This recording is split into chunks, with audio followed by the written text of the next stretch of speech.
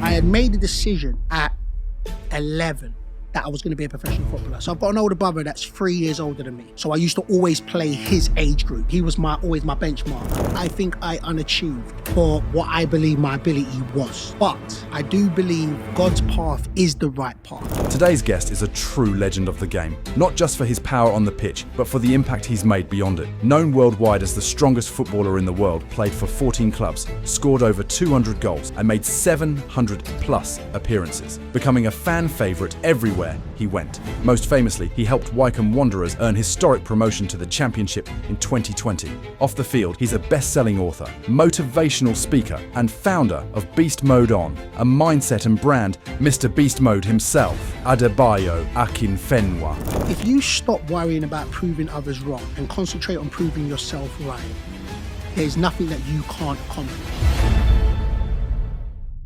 Welcome to another episode of Behind the Scenes. And yes, it's literally in the name, Behind the Scenes. We bring on guests and people who to literally talk about their lives behind the scenes. We're not interested in the lights, the glitz and the glamour. We're actually listening to the ugly stuff, the things that we don't see, but most importantly, the things that cause people to go into mental health, depression, and all them things that they face alone. Today, we're going to dissect it.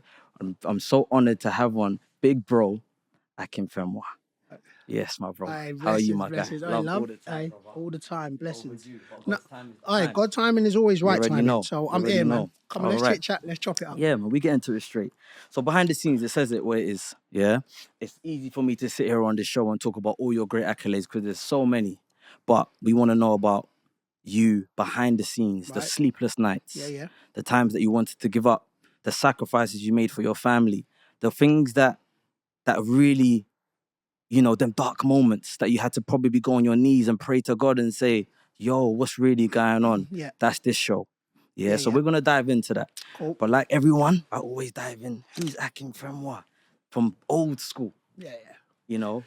You know what? Let me just, I want to start with the caveat in regards to that point where, and it just resonated, and you'll see me and you'll know by the end of this conversation where I always think that you're a product of your environment, and this is our environment today. Come on. So you resonated. The first bar you said was, you know, when I had to speak to God, them times when I'm on knee, the dark times. Let me just, I speak to God daily. Come on. And I kid you not, I speak to God daily. And I speak to God daily because I sin daily. So I don't even want to, I sin daily, so I've got to speak to God. God is my pops, you know what I'm saying? So Amen. when it was the good times, I speak to God. The bad times, I speak to God. So, and I will say this, so we can now, that just resonated with me, but we'll always, you'll see my faith is forever prominent in my life. Amen. But look, when people ask that question, who's Akinfenwa? Listen, I stand by it. I don't know if I'm a young brother anymore, but I'm just a brother who was born into an African family. Okay. Can we be specific with Africa? Nigeria, even though I think, like, you know, Africa's the motherland, do you know what I'm saying? But Nigerian descendants. Okay. Born here or back Born home? here. I was born here. Mum and dad still together. Big up mum, big up dad. Love that. Blessings, mum and dad. Oh, Come real on. bars, man. I'm talking about the definition of beast mode for me. And I'm talking about, my dad showed me from day dot still to now, the definition of hard work, not being afraid of hard work. I remember him working from 7 till 9, then coming home, sleeping for an hour, then having to do cabin. You know, what is 9 to 5? You know, so that was and then mum, like, what I mean, mum was the first one to whoop my ass constantly, like small, but right now, if she walked into this room, everyone in this room will best believe mum's energy is real. Was raised by mum and dad, 2 siblings. I got 2 brothers, older, younger, and an older sister. So in the household, there was 6 of us. Nice. And listen, in regards to, and I'll say most African and Caribbeans will be able to relate in the sense where, you know, I was born in the 80s. Both parents wanted me to go to be a lawyer, doctor. You know, that sort of, it was no different in regards to that, you know. But for me, both my older sister, older brother went to university, went down that. And then by the time it got to me, I think from 8, my parents just knew I was football crazy.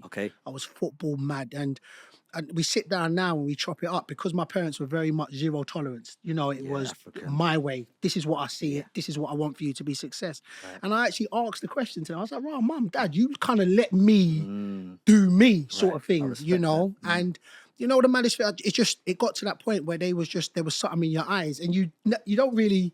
I didn't really have them sort of conversations with my parents, you know. But of course, when we got older throughout, and I'll circle back onto it. We did the documentary, and that was where, you know, we sat down and just went through our lives. And that was when I asked the question, and Mum was just like, "Listen, there was just something in your eyes. There was, you lived, dreamed, ate football. Every time we saw you, it was a ball. You know what I'm saying?" And you know, so I look back at it, and when I say this, and I use it loosely, and I'll come back to it, there was nothing different in regards to just a young black brother who had a dream. And that was what it was. Do you know what I'm saying in regards? So I was raised up in an estate, and which I do think now, I think there's an element and an essence that's lost now in regards, because the estate I grew, everybody knew each other, you know, and it was from morning to night, especially 6 weeks holidays, everybody was in the centre, and it was the football pitch, you know, and it was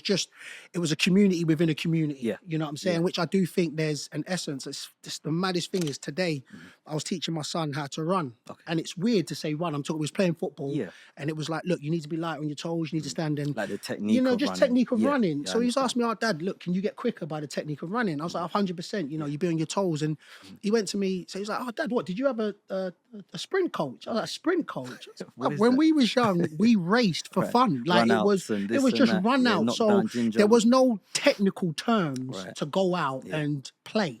You know, whereas, and I just think there's an essence and an element where, and again, as much as I say that, I wouldn't allow my kids just to roam the street, just unfortunately of society, how it's run, you know. But yeah, it was raised in an estate, which again played a prominent part, you know. It was, listen, there's pros and cons with everything, of course, you know, in life, you know, but there was no phones. So you walked around and knocked everybody's door. It was the centre, you played football. And I was training and practicing before I knew what training and practicing was, you know. In a football pitch, 4 benches, 1 touch, 60 seconds, halfway line.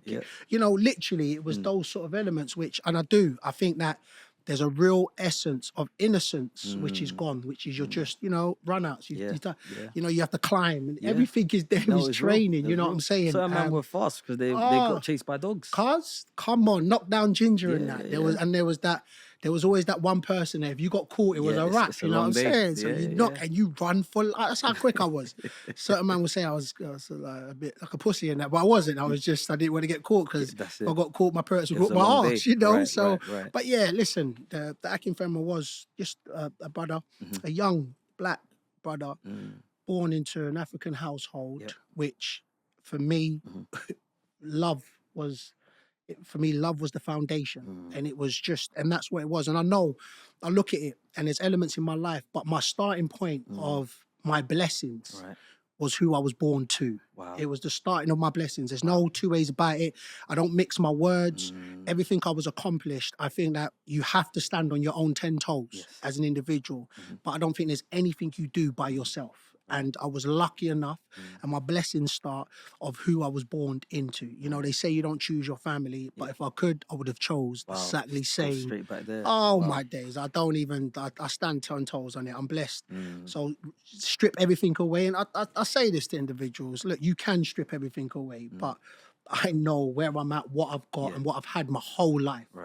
Supersedes anything of any accolade. But of course, we move, and we're human beings, and we go for, like anything, when you set out to do something, I want to finish it and I want to complete it. But strip all that away, the world stopped knowing who Akinfenwa was. I was blessed, because I was blessed from the day I opened my eyes, and mum, dad was there, and then I had my older brother, I had my older sister, and then I had my younger brother, and then from there. So yeah, man. No, blessed. Do you know what? I'm gonna be honest with you. I'm from South London. And sorry for you. No, I'm joking. I'm South now as well, because I'm playing. I hear it, man. I'm playing. You all know the South London stigma.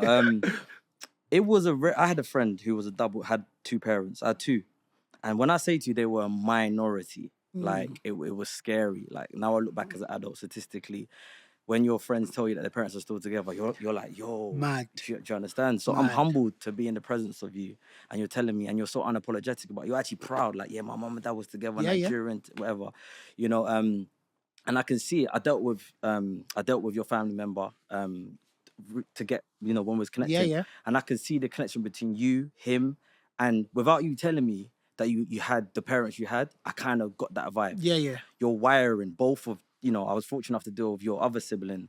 I'm sure the rest are the same too, right? The foundations were so apparent in our communications, in the mannerisms, in the, like, it was very key and pivotal. I could see it. It was so evident. Yeah. And even our connection, do you know what I mean? Like, we haven't crossed paths in the real world, but we crossed paths through positivity. Yeah, man. I believe in God's algorithm, and me and you crossed paths under God's algorithm. Amen. So, and I know that you probably got that from your rootings. Yeah. When I was doing research, it's so crazy because I heard a little rumor that as much as you played for so many clubs, you always wanted to play for a London club, not because of the girls, not because of the boys, not because of your friends, but to go to a specific church every Sunday. Yeah. Was this a rumor or was it truth? No, man, it was, as in, look, it was part of, in regards to, so, and I'll tell the story, I say this to my kids, right? So we can all relate to this, but in different elements, right? So my dad's Muslim and my dad's Christian. Right. Sorry, dad's Muslim, mum's Christian. Right. Sorry. Right. Yeah, sorry. So we was raised on both. Okay. Ramadan come, dad was like, listen, I want y'all lot to fast. Right. So we fast. Christmas came, mum, we did Christmas. Correct. Mum was very much on, read your Bible. Like, there's a higher power. So when I mean, if there is anything, good, bad, or indifferent, that I need, mum is the first person I'll call. Like, mum, listen, I need your prayers. Wow. So mum's been praying from, I'll kid you not, from the day I opened my eyes, my mum's been praying for me, right? But then as a kid, I remember mum used to be like, and it felt random, like, take off the TV. We are going to pray. Right. So that's like what a it chore. was. That's what it came like a chore. Right. So I remember I must have been 15. And then my mum was like, look, I'll always pray for you. But it gets to a point when you are old enough that my prayers will always wash over you. Right. But for you to be able to get the substance, you have to take it on board. Wow. Right? So mum was like, all right, cool. So like anything, you're 15, X, Y, and Z. And I told this story and I said it to my brother. As soon as I got into football, so I just want to get back onto the faith thing. As soon as I got into football, every single day in the season, I prayed. Okay. As soon as the last game of the season, I stopped. Okay. So that was 8 weeks. Boom. Got on the flight. Rada. So I remember mum, sat down with mum, and mum was like, still praying? I was like, yeah. Well, mum praying, just chatting. So I was like, mum was like, I was like, yeah. So I was like, and I goes, mum, the time when you said we have to take onus, because there's only so much a parent can do, so then we just chatting. I was like, yeah, so I wanted kudos from mum. Do you know what I'm saying? Like, yeah, my son. Yeah, my So I son's said, doing his thing. boom. So mum was like, oh, did you pray today? I goes, no, man, the season's over. So mum was like, so tell me. So I said, yeah, I pray throughout the season, you know what I'm saying? And then through football. And then, so mum's like, so you only want blessings in season? So then mum was like, okay, cool. So look at it like this. If God's your parent and you was only wanted something from me when I can give you something, then as soon as that stopped, you stopped being nice to me. Come like a transactional. So he's like, so mum's like, so then that 6 weeks, you don't want nothing good in your life. Is that your mum? So you know what you're kind of chit-chatting, right? But then you sit there and I was thinking, raw. That's deep. Mums. Yeah. So it was literally, and I it's the weirdest thing, and it's not even, I don't use it as transactional, but anybody that's got parents, right, understand that you love your kids regardless. They can be naughty, but you love them regardless. They can be cheeky, but you love them regardless. And you kind of know their heart. So you're not, that's the cheeky one. Yeah. You know what I'm saying? Yeah. So for me, everybody has to have their own relationship with God. Everybody. I'm not here, and I'm never a preacher in regards, but I always tell my testament. I tell my testimony and I tell my story. And this is what I tell people. So then I remember just thinking, nah, man, God knows that I'm trying to use him. Right. So I'm only chatting to him when I can score goals in the season, when they want to hear my name, and then off it, then I go to Miami, I'll do my thing. And then as soon as pre-season starts, then I chat to God again. I was like, yo, come on. And when I switched that switch, I literally, I'm just talking about where God clocked me. Do you know what I'm saying? Yeah. He was like, yo, Bob, I'm here for you. And once you give me you, of the world's, and I literally, and I kid you not, it was every day. So my blessings is every time I open my eyes, it's a thank you, it's a blessing. So be it professional, and that's why I came in and I say, listen, I count blessings and not problems, because the first blessing we got or we have is waking up. It's our health. That's our first blessing. So for everything we want to try and acquire in life, it falls in comparison. If you're sick, I don't care if you score 20 goals. If you come out of that and you can't walk, you can't open your eyes, it's done. So literally, it was that sort of element. So to come back to your point in regards to I wanted to live in London, when I got to a point when I realised that what Mum was saying was just more than Mum being Mum. Yeah. It was regardless of what, but I always knew I wanted to raise my kids in London. Okay. There was I'm South now, you know what I'm saying. So I've been South 20 years now. Okay, so you're one of us. So I'm one of y'all. I see the swag's changed. The swag was always there, like that. But yeah, so yeah, there's a church in Greenwich that we've gone. But to be fair, the venue's changed now, so the church is now down up in Forest Hill. But it was an element. There was always elements to which played a role, and being London, being part of that. But when I was at Swansea, I heard. I sat down with Swansea. When I was at Swansea, I sat down with the manager, and I was like, "Look, Gaffer, I've got to let you know, because I heard that he brings in people on a Sunday sometimes, depending on results." And I was like, "Gaffer, that can't work with me, because I church on a Sunday, and my church is London." 1 second. So, for those who don't know, Swansea is very far from London, by the way. Yeah, so him just saying Swansea so casual, he's playing it down. Yeah. That's a couple miles. To be fair, don't get twisted. It was, I was in Torquay, so I played most of my career outside London. Yeah. So I talk like that for those that don't know, just because it was the norm for me. So I was at Torquay, then got closer to go to Swansea, but lived in Bristol. But then I sat down with the manager and I was like, look, for me, I'm not trying to be different, you know, but I church on a Sunday. So that for me balances me anyway, you know what I'm saying? So so he was like, look, cool, you know what I'm saying? So didn't matter where we played, home, away, I came home on a Saturday. I love that. Saturday night, went church on a Sunday. And again, though, I never sit here to try and portray this, you know, as a youngster. It helped because I didn't have to go in on a Sunday. So this is me not trying to talk like, this brother had it all together. Nah, man, like Saturday, if that man was on a Sunday, I was, boy, not me, yeah. You know what I'm saying? I'm going home, and whatever I needed to do, if I had to go out, I went out. But church was always that element where it was, okay, cool, this is something you need to do. So yeah, man, it's part of my journey, man. I want to hear about Lithuania. Oh, jeez. I don't think a lot of people know about Lithuania, but this is behind the scenes. So I dug deep with this one. Talk to me about Lithuania. You know what the maddest thing is? Now, Lithuania played the most significant on a professional level and on a man level. I get you. So, like 16, and I'll paint the picture. From I want to say from 11 till 16, whatever Sunday team I was at, whatever midweek team, I was getting told I was the best. Okay. From the manager, the best. And for me, don't get the game twisted, I was that guy.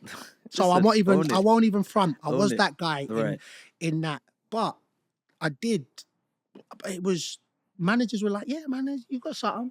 But to be fair, this was as I started to get 16, 17. Okay. To be fair, before that, I wasn't. But 16, 17, manager like, no, man, you got something. But you don't really look like a footballer. Okay. Yeah, you're a bit big for a footballer. Oh, you've always been I was always big. I was always big. I was always stocky. Right. Got stockier. Right.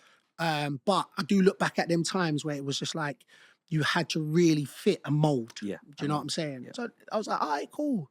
But still, I was a very confident individual. I was confident in my space, you know. And then it was just, but then I was hearing, yo, man, yeah, you're cool, but we've got other players. Okay. We got players here that's been here, and you know, they look like footballers, rah. So, and again, I do think that swag, you want to say, can be perceived as a attitude. Yeah. You know, and I would say that. I walk the way I walk, the way I talk, the way I'd converse. Not saying that my words are any less, but the way I deliver it may have been. And I think that's what it was, especially back in the day. But anyway, at 18, got the opportunity to go out to Lithuania. Okay. So at this time, I'm going to trials and I'm just hearing, no, hearing that. So it's like, all right, cool. And listen, at this time, there was nothing going to stop me being a footballer. I want to lay this. I had made a decision at 11 that I was going to be a professional footballer. So I've got an older brother that's 3 years older than me. So I used to always play his age group. So always, and he was always that one that I used to be like, I need to get as good as him. I need to emulate him. He was always my benchmark. But I'd made a decision. I'm going to be a footballer. I was like, so we're now 6 years in to me going through this journey. And then that's when I was starting to hear like, nah, you know, you're a bit too big. You know, come back. Yeah, you're a bit too big. Oh, we'll keep an eye on you. So I was hearing that. So I was thinking, what's going on here? Because anything else they was asking, technically, finishing drills. It's like, this was football. This was, you know, it was just like us playing in the cage. I'm like, so I can play it. What are you lot talking? What's different? So anyway, boom, I go through. We went to Lithuania. And by 6 years of stop and start, it got to a point when they said, listen, you're 18. That's 18 out there. We'll pay you. Now, come out. We play in the Cup Winners' Cup. They play in Europe. There was like, so at that point now, I'm like, oh shit. They're going to pay me to play. They're going to pay me to play this game that I would play for free. So got out there. And at 18, fearless. Didn't even contemplate about the language, the food, skin color. None of that. Didn't even come into play. I was like, yo, we're going to play football. First game, pre-season game. Pull up to the side and I try and explain whenever you play a pre-season game. So the team I played for was the big team and we played the local team. So the local team's not a stadium. It's like a park and everybody can stand around it. So anyway, and at this time, I'm having people watch me, but just, like, shit, I'm a big boy. So of course people are going to watch. Then, pre-season game kicks off. Ball, as a striker, they don't do it as much now, but the striker starts right on the far line. They play it back, play the diagonal ball. I'm old school, man. So, you know, just for those that don't know, old school. Striker goes on the line, diag for him to go and win it. So now I'm on the far line, so I'm on the touch line right by the fans. So anyway, goes back, goes up, I go to header it, and then it's monkey chance. So I'm thinking, no, bruv, that it can't be. It didn't register it didn't register on that bit. So anyway, ball comes back. And you know the crazy thing is, I'm 42 now. This was when I was 18. And when I mean, I kid you not, if I just close my eyes, that first game, it is like HD. It's like HD that, and I can remember the feelings at the time. And I don't remember the one thing, I'll get to that point. I'll get to that story. So anyway, so that was so it went back. So literally I didn't even win the header. Went back, monkey chance. So it went back for a goal kick. And this is all within 3-4 minutes. Oh, wow. So it's gone back to our keeper. So now our keeper steps back to take the goal kick. And then all of a sudden, you just hear, zigga, zigga, zigga. Oh, wow. Shoot the fucking nigga. What? Zigga. And then, so it's one person, and it's so literally, if you started it, it ran round the room. So it's around the stadium. So, well, I was like, well, I know what nigga do. I know the N word. It was hard. So they're going on. So I'm literally at this point, like, playing and they're chanting. They're playing and they're chanting. So I'm looking over at them and, bruv, I can see the brother smiling at me. So I was like, all right, cool. So anyway, game's going, boom, boom. Funny enough is I think we're like 3-0 up. I didn't score, 3-0 up, rah, rah. And then I remember looking over, so that's their fans. And then I remember in this corner, it was like, so there's about 1,000 people, more than that, watch the game, but it's about 1,000 people that I can recollect that was singing. And about 300-400 were my own fans that joined in. No way. With the zigga zigga. The fans was, wow. I was like, so anyway, boom, half time going, I go in, and there's our club captain played in Denmark, so he spoke English. Nobody else spoke English. Right. Our manager didn't speak English. So I'm sitting there and he's giving a team talk. I can't understand what he says. Right. But I scoot over to my club captain. So I goes, question, but what's zigga zigga? So he looks at me and goes, zigga zigga's not nothing. They just rhyme it with the word. That's what he said. Right. So I was like, oh shit. Anyway, so 15 minutes felt like it went in 2. Of course. Because I remember just sitting there, like processing this. So anyway, boom, we go out for the second half, literally starts again, zigga, zigga, zigga. So I was like, oh, fuck this. Like proper. So I signal to come off. Okay. So as I come off, it was a massive roar. And I paused. That is one of my biggest disappointments to date. What, just giving up? Oh, just giving in. So it wasn't giving up, it was giving in to allowing these individuals that I don't know run me out of somewhere, right? So anyway, come off. So at this time, our club president, whenever I need to phone home, I use his phone. So as soon as literally, I go in, get changed, come out. So the game's still going on and I'm in my tracksuit. So I goes, can I use his phone? So I walk off and I go over to like these wooded area bits while the game's going on. So I phone my older brother. So I goes to him, I was like, yo, bro, I'm coming home. He's like, right, man, what's up? I goes, yo, man, them man are being real racist. Different level. So he was like, all right, cool. So he goes, listen, I won't tell you to stay anywhere that you don't feel comfortable. But, you know, if you come home, they win. So he just said that. Deep.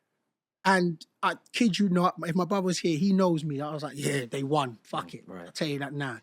So anyway, game's done, go home and call it divine intervention, call it a movie script. But I remember waking up the next day and just saying, ain't nobody running me out of anywhere. And I say, this is another reason why I say God plays its part, because I went on, scored hella goals. We got to equivalent to the FA Cup, so the Lithuanian Cup final. We won 1-0. I scored the only goal. And you could see the change I remember I didn't pay in restaurants. I was still getting racial abuse from the away fans, but my fans. So I remember as an 18 stroke, just turning 19-year-old, I really realized ignorance is bliss. I was like, these individuals who didn't know me, saw me as just a skin color. And then all of a sudden, from when they started to then cheering, I was given a name because I just kept on saying, what's up? So Zugali means rabbit in Lithuanian. So that then became in the paper, Zugali's on fire again. And then that became, so I remember at that point, not knowing that I was going to have to use this later on in life, because at that point, I was thinking, shit, this is peak. Like, I was isolated, I was away from home. And when I'm trying to make people understand what being away was at that time, there was no iPhones, there was no FaceTimes. For the older folks, I had to chat on MSN. So I used to go to the internet cafe, chat on MSN. You know, it was, when I mean it was proper, you was away, you know, to talk to the family, got the phone cards, phone them. That only lasted 35 minutes. So as an 18-stroke, 19-year-old, what I went through at that point was massive, but not nine. Just for me, it was just a part of, okay, man, listen, I'm playing football. This is, at the end of it, out of all what's going on, I'm playing football. So I stayed there 2 years on and off. First year was the year. Second year, by that time, I was like, look, I've got what I needed to get out of this. I want to get back to London. And then met John Fashanu. At that time, he then, you know, he then became my agent, got me out of my contract, came back here, and then it literally started again. The process started again. Nobody knew me here. You know, I was playing 2 years away. So came back, went to Wales, Barrytown. We won the league there, and then slowly again went on trial. Spent a month at Orient, a month at Boston, 3 months at Russian and Diamonds. This was all within a year. So this was all, it all started again. It all started again, but I knew my thing was like, shit, if I could make it in Lithuania, but whatever they throw at me here, but I had a mobile phone, I had a car. So, yo, man, I can do it. And then the break came was, I went on trial at Doncaster. And Doncaster at the time was sitting second in League Two. And went there in a trial, got in there and signed in January to the end of the season. And then from that, that was the time when the EFL journey, stayed in the EFL to the end of my career. But that moment, the Lithuania one, I told the story, I wouldn't do it again. But I'm so glad that I went through it. Right. Probably built the resilience of you today. 100%. When you got your first child, your daughter, right? Yeah. Tell me about, there was a lot around her around your first child. Yeah. How did you cope with all of that? Like, when I read up on it, I was like, if I put myself in his shoes, how would I have navigated mentally? And I thought, I'm going to actually ask him. Yeah. You know what? I was so ready for my daughter. Okay. Was it planned? Yeah. Was she planned? She was planned. Right. I was so ready for her. Okay. I'm I'm the big kid. So going into, listen, I knew I was going to have 4 minimum. I was raised in a household of 4. Right. So listen, I'm having 4. Right. I want my children to have the same sort of environment. I want that crazy house, that Home it was Alone just house. everything. Everyone you running know? around. Yeah, man. It was just, can have fun. That's your starting point. You know what I'm saying? So I was ready. I ain't gonna lie, man. At 21, I was ready. I was ready at 21. But my missus at the time, my missus, the mother of my 4 children, she was like, nah, man. She was like, look, man, 21's too soon, you know. And look, as a guy, your life don't change. Yeah. I was playing football. I'd been able to travel when I wanted to travel. Her life would have changed. Yeah, naturally, yeah. So when it was, by this time now, I was settled. I'd signed a 2-year contract at Swansea. Yeah. So I'd bought 2 properties off that move. So by this time we was ready, we was settled, we wanted it. And then life does what life does. You know what I'm saying? It throws a curveball. So I remember getting told, I was so excited with my daughter. To be fair, I wanted a boy at first, but I'm so glad it was a girl because my 3 boys are airheads. But anyway, but yeah, so what happened was she was pregnant and February 20th, I remember it, February 20th, we was playing Scunthorpe at home. She was in Grenada. So the mother of my children was in Grenada, pregnant. And then Tuesday night game, break my leg. Oof. And I remember like, look, I don't want to tell her while she's away. I don't want to tell her. So I don't think I spoke to her for 3. No, I spoke to her, but I didn't tell her that I was in hospital. Okay. Right? So we're talking... broke, broke 3 plates on the fibia, the big one, or it could be tib, which one? Yeah. Proper break, like proper break. Done. So straight away, surgeon came, said, look, you're out for 6 months. So straight away. So this is February. So my contract ends in July. Oh. Right? So, but by this time, I had, first season, I think I'd scored 15 goals for Swansea. Okay. Season before that, I'd scored 15 goals for Torquay. So for me, at this point, I'm not too worried in regards to... If I'm the man still, you know, if I'll get another contract. Right. So I wasn't worried at that point when I broke my leg, right? So, well, then what happened? Anyway, she came back, saw me in the hospital, had the operation within the week. Cool. So we move on till July times now. Yeah. And this is one thing I'll always say to people, it's the only time really where I chased the money. It's the only time, it's my only regret in my footballing career. Okay. So I remember I come to renegotiations of the contract. So chairman's like, oh, look, we're not going to up your money. Okay. So I'm like, all right, cool.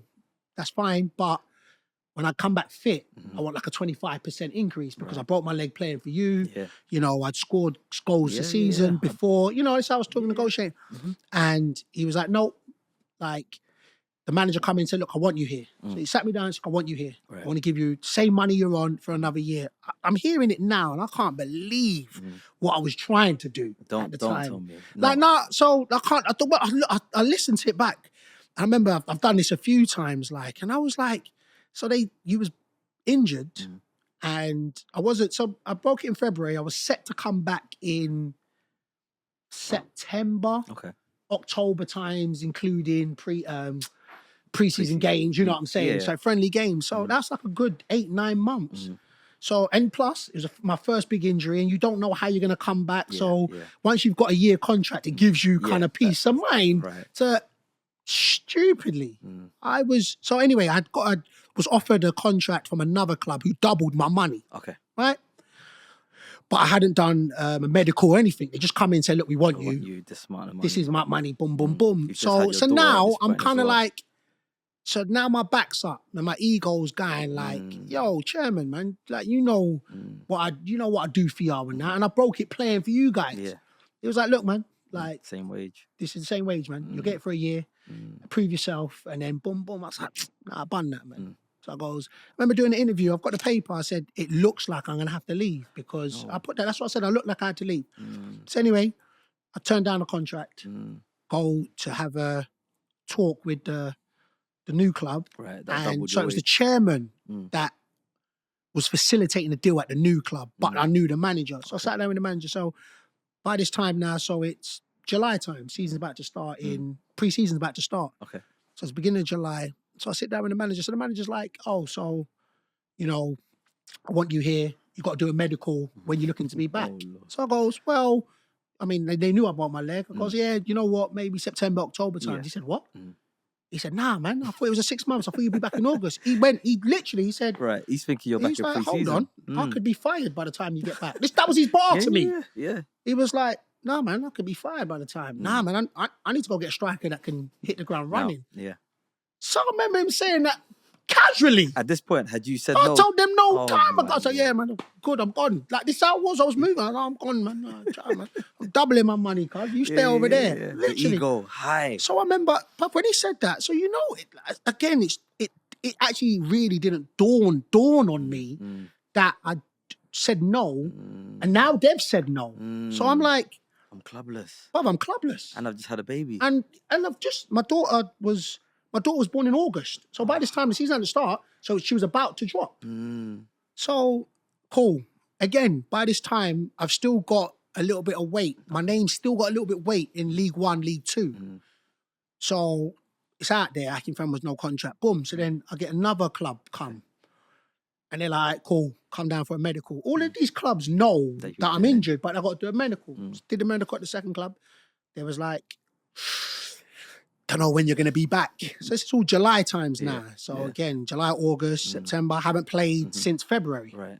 So they're like, look, so it just come out the way they put it. Oh, he failed the medical. Okay. So now, August times come. Season started, got no club.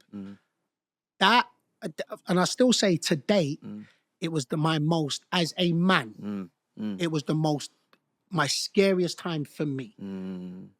But it was the purest time for me. Okay. Because I had I was there, of course, when she was born. Yep.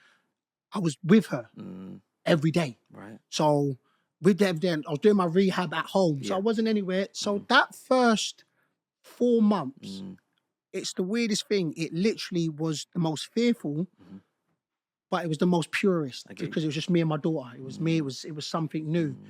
But I would say I had the purest because I think 4 or 5 months I had savings. Okay. So you can kind of be like, all right, cool. That quickly burnt out. So now it's like, all right, cool. So then we're getting loans. And I remember this, and this is one thing I always say to these young bucks, right? I'll say this to these young bucks. So I had to pay council tax. Okay. All right? And so that for me was when I was telling these young bucks on the road to talk about their area codes, talk about postcodes, talk about all that, right? I went to my council. I said, look, my situation's changed. Is there any way I can hold out for paying council tax? Right.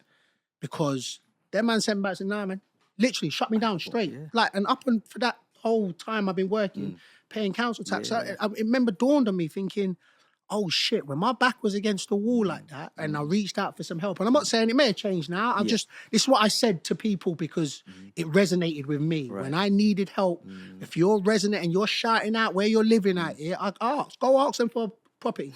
Go ask them for a hold on that. Go ask what you're repping. Yeah. If they are really repping you. That's what I'll be standing by. But I remember that happening. And I was like, oh shit. So I remember me and my partner, we was getting loans. Wow. Like we was proper. Now having to, and it's funny because what happens was, so I remember getting 2 properties off that move. Okay. So I got 2 properties off that move. So the family lived in London. I was living in Bristol at the time. So I got 2 properties. Of course, to have 2 properties, we had 2 cars. Yeah. So while you're working, it looks good. It looks good. Yeah, boom. It's like, and then you realize, okay, you know what? Boom, if this shuts down now, man, bruv, how would I maneuver? And of course, nothing could happen to that point. Right. Do you know what I'm saying? Right. But out of all the houses and that, what actually was scared me was that I now had a dependent. I literally had my daughter. Yeah. So I was like, listen, like we all know, but if we have to go hungry, we can. Do you know what I'm saying? It's but she can't. And that scared the hell out of me.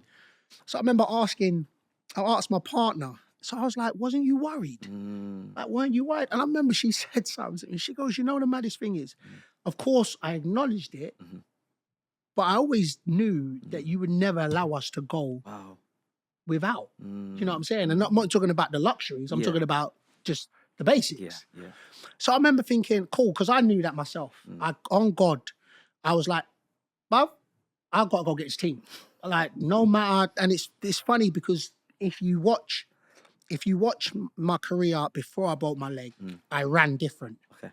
So what then happened was when I was doing rehab, so I was doing rehab at different clubs. I was doing it at Gillingham. Okay. I was doing it at Millwall. I did it at Yeovil. So by this time, Yeovil, I was then living in my Bristol house, traveling to Yeovil, and then coming back. So again, I'm now not renting out my property, so I'm still paying 2 mortgages on 2 properties. Wow.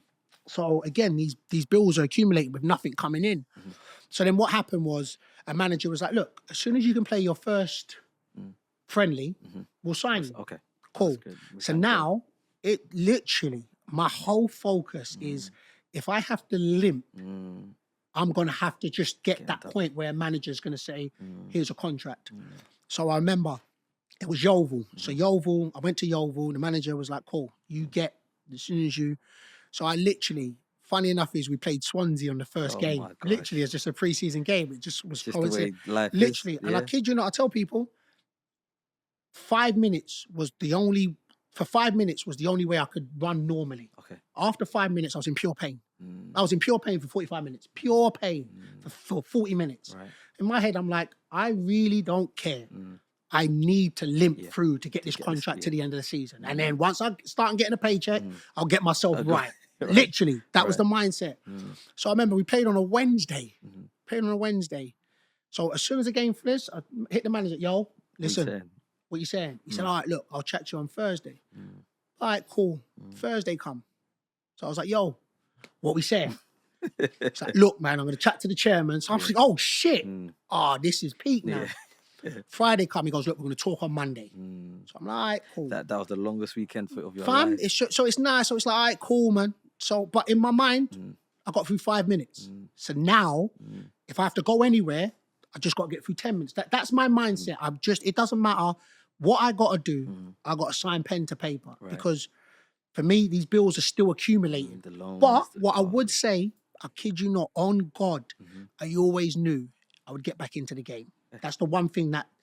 So anyway, I remember on Monday, my manager that brought me to Swansea got the Millwall job. So he phoned me, and he was like, "I want you to come down." I was like, "Cool." But I went to him, look. Yeovil said they're the ones who did all this rehab with me. You're still waiting for the chairman. So they need to come back to me and tell me because if they say I'm going to sign for them because they're the only one that stuck out with me for 3 months. Yeah. So I phoned the manager. He's like, look, it's cool. You know what? So after he come the same, look, let me finish. It's cool. You know what, Gaffer? Thank you for what you've done, but I need to take pay. He's like, look, cool. Yeah, you need your bread, man. Boom. Signed for him on Tuesday. Signed for Millwall on Tuesday. So I remember saying to him, I was like, listen, Gaffer, I ain't played in a year now. So he's like, yeah. But my man started me on Saturday. Wow. Saturday. But by this time, he signed me a 3-month contract. So by this time, I'm like, whatever I have to do. So I always say to people, when people ask about what club do I feel like I didn't show, it was Millwall. I stayed there for 3 months and I just used it. To be fair, it got me so fit in regards to that. But that once I was in, once I was back in and I signed a contract, I was like, so Millwall didn't offer me a contract after 3 months. I said, look, cool. But I remember what he did is he let me know 2 weeks prior. So he's like, look, B, we're not going to offer you a contract. So do what you got to go and do for them 2 weeks. You can come in if you want to come in, or you can go and find. So I was like, listen, I pay homage to him. I really do, because at that time he didn't have to offer me a contract. Right. He gave me a 3-month buffer to then get fit, and in January I signed for Northampton, which again was God's timing. It was God's decision. I only had Northampton and Cheltenham, and Northampton was closer to London, so I only picked that. But it was literally that put me back on the map. I then became one of their all-time top goal scorers. It put me back on the map, got me to where I was back in the game, and then again you then go through the process of what it was. But yeah, man. In regards to coming back to the full question of dealing with, it was fear, but it then had a driving force that it wasn't just me. So which played its part, you know. I don't think it would, but I think if it was left to, let's say it was just me and my missus, I may have not have gone as hard because I'm like, look, you're grown, you're working. Like, I'm here, we can get to how it gets. And I would then be like, nah, man, I can't go there. I can't go to Northampton. Like, you know, I can't go to Cheltenham. So my thing was that having my daughter played its role. It was a blessing because it was at its purest. I was ready for her. And then she played her part. Blessings, man. Yeah, Big her man, up, she man. played her part, man. So she definitely fueled. Yeah. She definitely, from what I'm hearing, it's like she was your biggest motivation. Yeah. Most importantly, she was your biggest why. Love that. You went on to have an amazing career in the EFL. Yeah. Amazing. To the extent where it's like, some would say you even had a better career than even some Prem footballers. Like, and I'm not talking just careers in football. Yeah. Like overall branding. And I genuinely want to tap into that in terms of like, how did you not ever play in the Prem, but you built such a brand that if you were standing next to anyone in the Prem, no one could even tell that you wasn't a Prem player. And I want to tap into that because we're in a generation now that, like, your brand is kind of like your self-respect. It's who you are now. Yep. You know, that's the generation we're in now. Yes. I really want to know about what made you tap into the brand side of things that's just now probably even helping you as a retired player. God. Wow. God is first and foremost. Come on.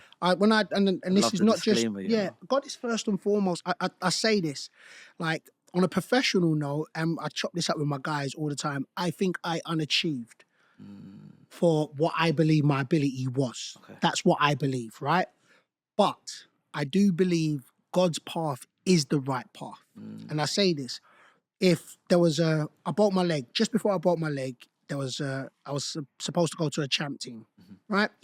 So at that point, when I think my first season at Swansea, I missed the penalty to go to the champ. Okay. So in my mind, just thinking, right, this is light work. You know what I'm saying? It took me 10 years. It took me 12 years to get back to that point, to play in the champ. But and this is why I say that God's path was right because I do think God knows his children. He knows the cheeky one. He knows the one that needs a little bit more or to be in an environment to make him go further. And I'm very much, it's funny because you mentioned glitz and glamour. I know the world we live in. Yeah. I know that you affiliate and I know how the world is perceived in regards to just what you post, sometimes what you drive, sometimes but it's mad. I'm so far from the glitz and glamour on a day-to-day. Do you get what I'm saying? So I do know if God had given me the wage packet, I would have been comfortable. Because let's say whatever I was earning, I would make loss. You know what I'm saying? I was never one to designers. That's not that wasn't my bag. So I believe God was like, Bob, I can't give you that P because if I give you the P, you're going to stand static. You're going to make that P last and not push. And that's how I look at it. So God was like, all right, cool. Bob, I've got to give you and put you in an environment or in a vehicle which allows you to be like, nah, brother, you got to constantly take steps forward. That's so on a professional note, I felt like I should have in me, not how my career, just in where I was in my mentality that I should have been able to get to the Prem. But what God then done was then he exactly did that. He then gave me the status of somebody in the Prem. And when you talk about accolades and when you talk about, I stand by life's about inspiring or being inspired. So where I played, I was the first person in the Football League to write a documentary, to have a documentary, to have a book, to have my face scanned in FIFA. These are elements that are reserved for the 2%ers in the Premier League sort of thing. So for me, in regards to that point of how did I manage or branding, I was always very self-aware to know I'd played in the EFL to know that when I retired, I didn't earn enough to be able to say I can chill. I knew that. You know just by living, regardless of not being able to, not spending on, I just knew that, listen, when I retire, if at that time was 35, I'm going to have to go and work. I would say timing comes into the play where social media came. And at that time, of course, there was nobody that was, I would say, using social media in the football space, as in the elites. Right. So the one thing I always say with God puts you in positions where I was in a position my clubs never ever censored me. And I'm not saying that the Man United or the top censored them, but they always was, you can't say certain things, you can't this. Yeah. We've got, whereas that wasn't the case with me. I was allowed to be me. I was allowed to be unapologetically myself. And I stand by saying that nobody can be you or do you better than you. Wow.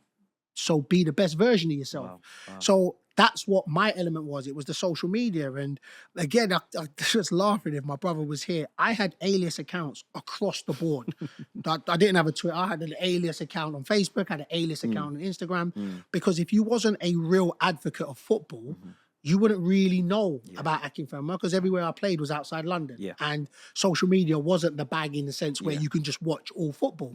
So I'd come back and people wouldn't even know what I did. You know, as bad as it sounds stereotypical, I'd have a nice car and my size, automatically they'd be thinking, oh, he must be on the roads. Yeah, You know, yeah, that was yeah, because if you didn't know football, you didn't know I was playing for Swansea, you didn't know I was playing for Torquay. Right. So, and then it was a moment, and I just, it's timing. It was a moment where I saw the KSI video. So KSI did this video, and I remember just people saying, and at this time I didn't even play FIFA. I was a Pro Evo.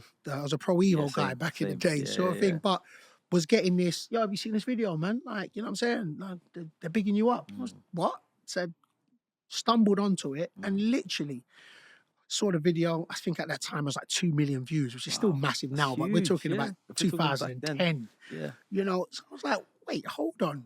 2 million people know my name. And that's funny. Wood Green, 10 minutes from here, I met my brother up, and he was like, yo, to be fair, he was in the music industry, so he had all the social media. So he's like, yo, man, bruv, we got to do something and give it back to them. If 2 million people know your name. So literally that day, I see him. So it was like, all right, cool, man. The man saying about, he had this beast thing. So he had a thing where he was talking about beast players in regards. So it was like, all right, cool, man.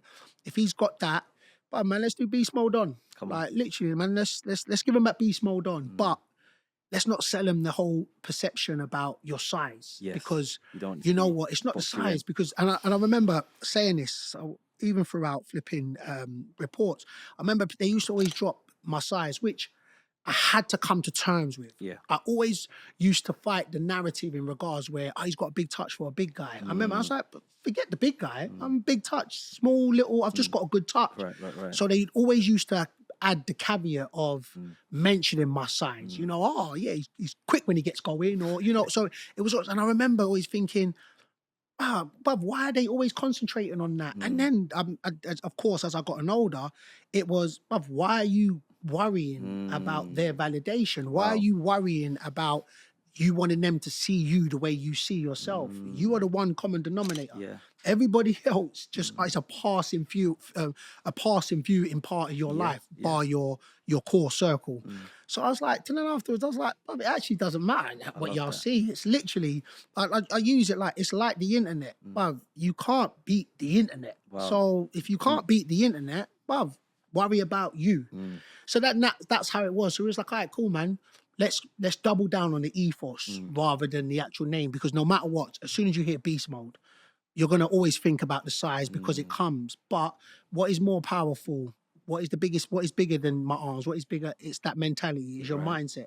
So it was like, all right, cool, man. If we concentrate on the ethos over than the actual name, then it doesn't matter what it is, because that's what we live by. So literally, and I remember the first tweet was, I was driving back to Northampton. So I was at Northampton at the time, and I was like, oh, wow, man, this brother tried to cut me up. He actually never. It's like, nah, this brother tried to cut me up, man.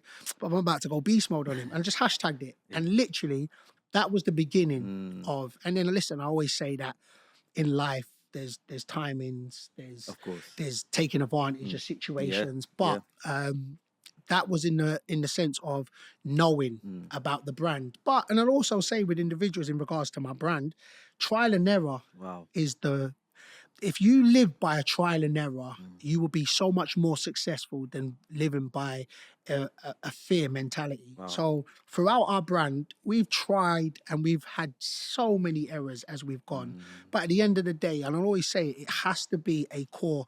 That I think the biggest thing I learned was being comfortable with who I was. and it sometimes it's easy to say it because we are humans and we get caught up in regards to being. It's the hardest thing to be an individual. Of It is course. that's the hardest thing. Yeah, I don't yeah. care what it is. But as soon as you get comfortable with who you are, so I got comfortable but I ain't beating nobody in no race. So if people want to talk about, well, you're not the quickest, well, That's me. it's cool, man. You know what I'm saying? But also what it does know is then know what you are good at. Right. So if you know what you are good at, then you double down on what you are good you're at. saying like, instead of me to stop worrying about what I can't do, Oh, let me focus on what I can do. do you know That's what? exactly what I'm hearing here. Do you know the maddest thing is? And I live by this. And I knew I lived by this from when I was a youngster. But of course, I'm older, so I can articulate it better now. Right. So if you stop worrying about proving others wrong and concentrate on proving yourself right, there's nothing that you can't accomplish. And the reason why it's put in that way is you proving somebody wrong, you proving yourself right, and in essence, you're still proving somebody wrong. Wow. So, but the energy that you focus on me proving myself right is all about me.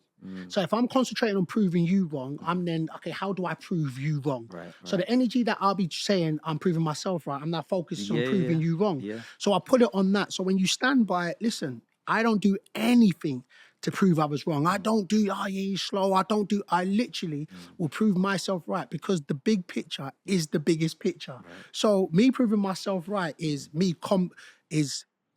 completing a task I want to do. Yeah. If you're thinking that, I'm slow, cool, but I complete it. And I knew I could complete it. That's the energy. So and I'll always say this, acknowledge your weaknesses. Yeah. I think if you don't acknowledge your weaknesses, your ego's bigger than who you are. Facts. Acknowledge your weaknesses. Like I know there's certain things, my brother lets me know there's certain things that, I got to work on my weaknesses. You know what I'm saying? Facts. But concentrate on your strengths. That's how I stand by. So, yeah, man, when it came to the brand, I knew that, look, man, there's going to be an element in life that I'm going to concentrate on the ethos. Right. So I think the ethos is the most powerful thing. And I think we connect on this because I love the gym. But the hardest thing for me is getting to the gym. Yeah. Everything else in the gym then becomes secondary. Yeah. Because if I'm not at the gym, so deciding and making myself go to the gym is the hardest thing. And I always stand by it. If ever my mind started to work against me, it would be a problem because my mind is the strongest thing. And that goes all the way back to an 18-year-old brother from London, metropolitan city, goes to a place like Lithuania, don't eat the food, don't know the language, and is only the black person out there and comes out the other side. That's the mindset and the mentality to say, nah, man, you know what your version is, you know what your reason is, and you know what your why is. I didn't know at the time. Yep. Do you know what I'm saying? And that's okay. And I'll always say this to individuals. In life, there's always kind of resting points in regards where an 18-year-old Akinfenwa wouldn't be talking like this. Yeah. A 25-year-old Akinfenwa wouldn't be talking like this. A 32-year-old. So there's elements where there's different reasons and there's different rights. And that's fine. Yeah. So I think people's got this thing is, but if you weren't talking like that when you was 25, I know. Yeah. Literally, I know, and that's fine because life is all about evolving, adapting, and trying to go for progression over perfection. No, listen, I'm listening and I'm like, I'm so grateful because hearing that, we all doubt, we're humans. And you've just confirmed to me that some things are just seasonal. Yeah. But the main thing is seasons change, but you should never. Yeah. Because deep down, you've always knew your worth from 18. Yes. It just took different seasons to kind of identify that. But now you've fully identified it and you're running with it. It's no coincidence that you're just elevating. Yeah. So it just makes me think if we all, because obviously so many people are watching this, and I want especially young people to understand this, like focus on self first. Yes. Understand who you are. Stop worrying about what you can't do. Yes. Worry about what you can do. Yes. And you will start seeing the progression. Yes. Yes. So I'm really humbled from this. But you know what the crazy thing is that we said this because this is why we linked up in regards where I always think, and I live by this, is every day is a learning day. Yeah. Every day is an opportunity to learn. And I'll always say this to individuals, right? You show me your circle and I promise you I'll tell you where you'll be in 5 years. I tell you that. So you need to surround yourself with like-minded individuals. And I say this, right? And that's not in sense where, oh, no, man, I need to go search for the richest person in the room. No, you don't. Because at the end of the day, everybody has to pull their weight. You know what I'm saying? So you focus on you, your best friend focus on him, he focus on you, and then collectively you come together and what you build and what you push. And we laughed at my brother the other day is, he's got bigger arms than me. I waited till he left for me to say that, for me to admit that. You get what I'm saying? But listen, I voice noted him. I was sitting at home and I sat at home the whole day. I took a day off and I voice noted him. So what he was telling me, there was all clinging and clanging in the background. So I was, but where you at, guys? So he literally said, oh, yeah. Just as a pass, he said, I'm in the gym. And I remember I sat there, I was thinking, but what? Well, now, bud this. So remember, he's then called me 30 minutes later and I'm in the gym and I'm pushing. He's like, what have you done? I go, nah, cuz, I just gave myself an excuse to not do it, but what's half an hour? And I'll always say that with people in regards to, look, of course, me focus on me trying to be, but we all also do need people around us. Healthy competition. You do need that. You need that. You need sometimes a push. You need sometimes to say yes, sometimes to say no. Because we're not supposed to be in this life alone. We're not supposed to move alone. But then you do, and I'm telling you, man, you have to be real assured to who you walk with and who you are around. Because and I'll always say this, but your energy speaks before you speak. Before you say a word, your energy speaks. And that's with your people then. So if five of you can walk, we know your energy. But if you've been into a room and you're like, you know what, fellas? Well, we better get out of here, cuz. Yeah, I know. Look, tells you, man. that you're done. So, and then it's the same. You walk into a room and before anybody says something, you kind of know what room it is. You're like, it's love. it's just cool, but hey, let's do something, guys, you know, and that's where it is. So I'll always say, and whoever watches this and you take this in, you know what I'm saying? Ultimately, first and foremost, be who you can be. I'm telling you, be unapologetically yourself. And the quicker you can find out what it is that you want to do, and it's funny because it only has to make sense to you first and foremost. It has to make, so you getting up at 3 a.m. may not make no sense to me. Right. But it makes sense to you. You are the one common denominator. But you can go back 30 years, 30 years of your life, and you're the one common denominator that is constantly resurfaces. That's always that is always there. Yeah. So it has to make sense to you. Once it makes sense to you, that's enough. Then it's cool. Then if you want to then make other people see what you're seeing, cool. But it makes sense to you. And I think sometimes we get lost in, oh no, man, I need to make that bottom see what I see. Yeah. So I'm not going to go forward until they validate me or that. And nah, man, that's not. I'm saying, makes sense to you. And generally, you know, and it's always, when you're doing something good, the people who are supposed to be around you will follow suit. Naturally. Yeah. That's how it rolls. No, deep. Wow. Like, if I had a visible notepad, like I've just made so much notes because literally, I just feel like I'm speaking to big bro who's just lived and it's just like, Ray, you don't need to do this. Like you're kind of giving me the game and how it runs. Yeah. Nah. Do you know the maddest thing is, you know, when I say this, right, and when I talk, I always think it's like this, right? I think it's very easy to talk your life experiences, right? So I'm only talking my life experiences, right? And it's trials but I've did some good things and I've did some bad things. Right. And I stand 10 toes by that. But what I do know is I don't need love from everybody. Wow. You know what I'm saying?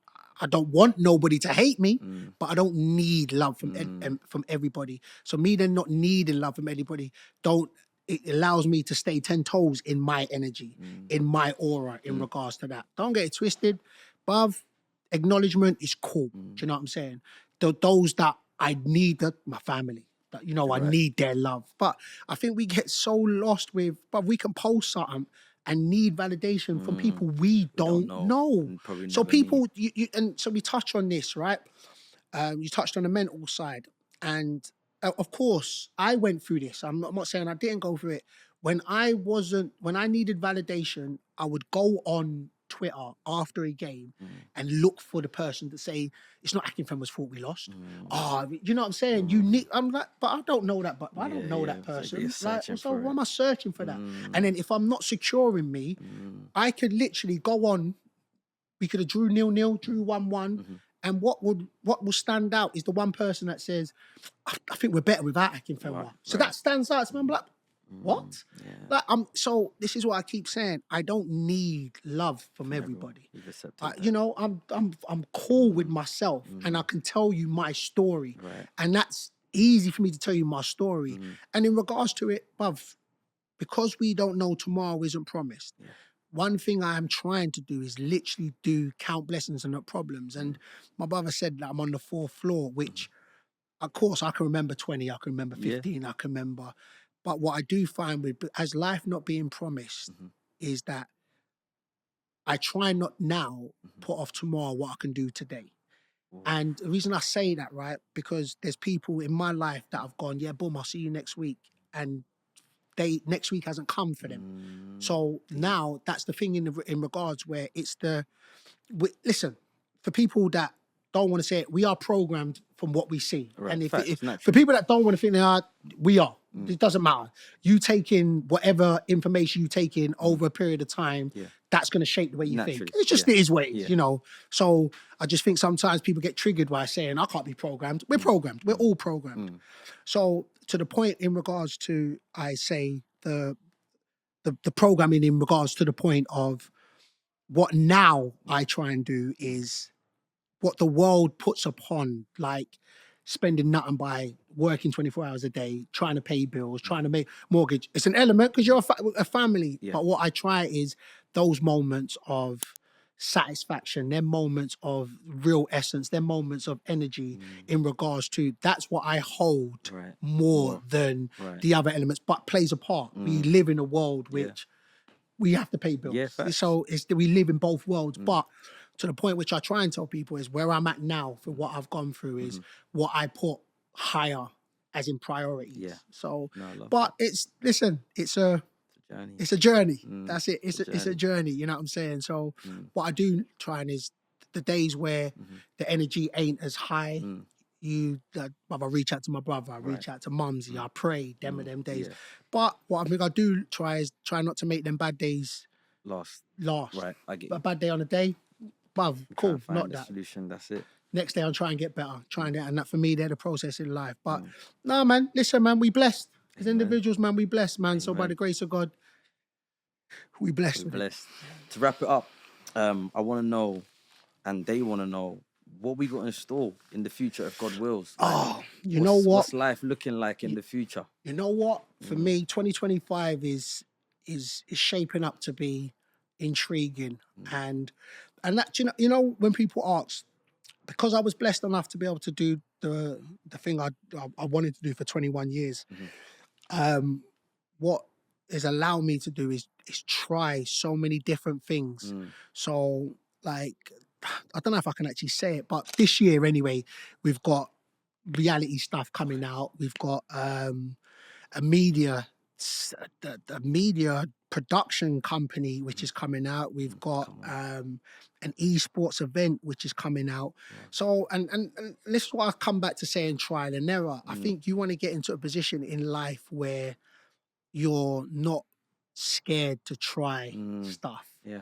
And as it stands now, by the grace of God, the balance in regards to family life and professional life is at its most complete. I think when you're an athlete, when I was an athlete, there's an element of selfishness because you have to try and be like, I've got to be the best version of myself. It's about me. Whereas I think the transition, which I'm actually enjoying, I've gone into daddy mode. So I'm with the kids most times, most days. I'm with the kids. And the transition in regards to steps. So we've traveled, man. We've traveled. I was traveling before, but now there's no restrictions to travel, and there's elements and parts that we're going in. So this year has set. So far, it started.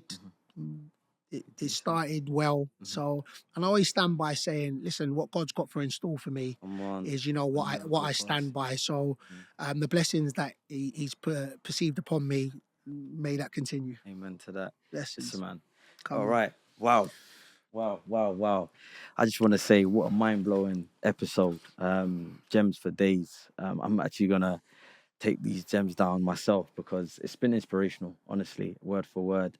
The resilience, just the mindset with the injuries, with so many things, you know, and it just comes down to the perseverance, and it comes down to whatever you face, don't allow it to break you, can actually make you. Amen. It's been an absolute pleasure to have Akinfenwa on here, and to really get to know him behind the scenes. It's been an absolute pleasure. I just want to thank you again. Blessings, And thank you for inspiring someone on the other end. I love every time, man. Yeah. Love every time. Listen, to give you back your flowers, man. Thank you.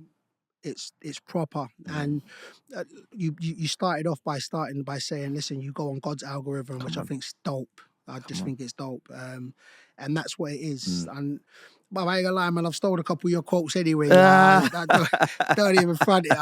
I've stolen, and you know the maddest thing is when you say, you know, listen, don't allow nothing to mess up your peace. Sorry, that's my son. Right. And in regards to you saying that, listen, we are all special. We are all God's creatures, and we all have a story to tell. And it's literally, and ultimately, you validate yourself. You know what I'm saying? And look, every single one, it doesn't matter what it is, it's a given. As night turns to day, days turn to night, whatever it is you're going to go, you are going to fall down. You are going to have setbacks. It is a given. But it's then knowing, cool, those setbacks will not define me. You know, we all have a path, but sometimes our journey, we know our ways sometimes. We got a path, and then, well, you got to turn left to go right, to come back on yourself, to go left to go right. But the big picture's the biggest picture. So when you land by it, bruv, listen, you keep doing what you're doing, man. Real bars, man. You keep doing what you're doing, man. Blessings on blessings. I'm honoured. I'm honoured. Right, come on. I'm honoured, man, bro. It's always been a pleasure. All right, blessings, bro. Blessings. All right. And that's a wrap. Thank you again. Make sure you subscribe. Love.